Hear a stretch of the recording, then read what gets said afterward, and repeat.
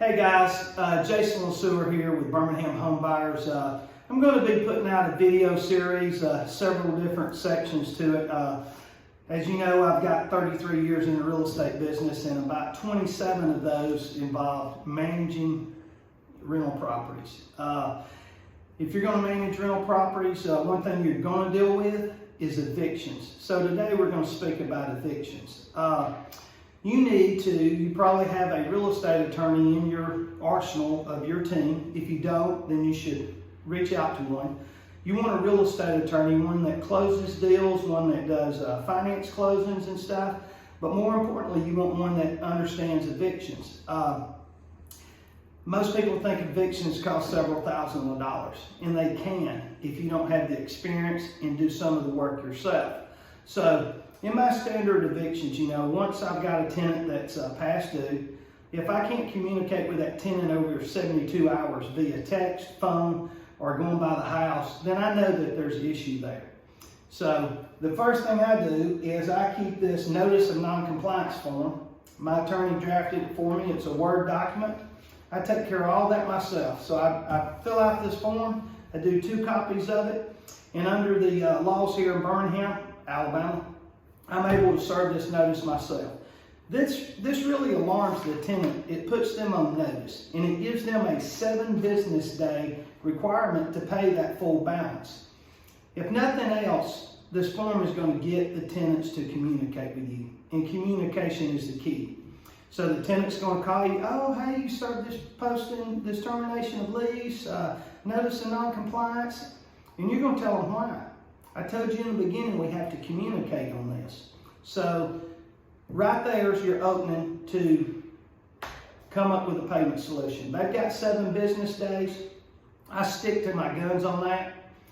And if they pay me within 7 business days, that's great. I've not spent no money, nothing but a little bit of my time. If they don't pay me within 7 business days and they haven't communicated, I'm going to ride by that property at least once or twice to make sure they've not already moved out. Because if they've moved out, that's fine. They're gone.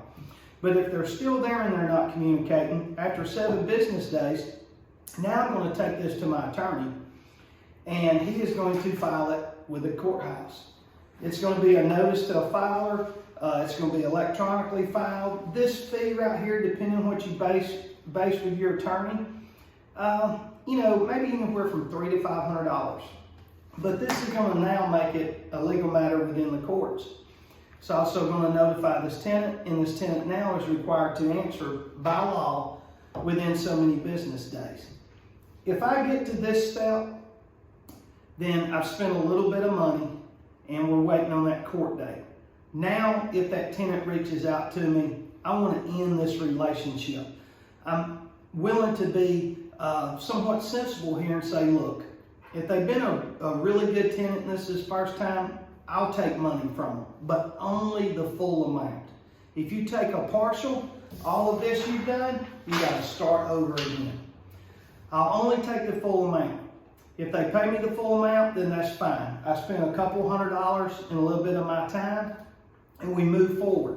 If they've not been that great of a tenant, and this is maybe the second time I've been through this process, then stick to your guns and get ready to go to court.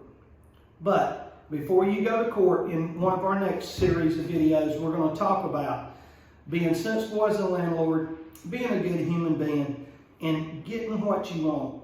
What do we want? We want our properties to cash flow, and a tenant not paying residing in that property doesn't cash flow.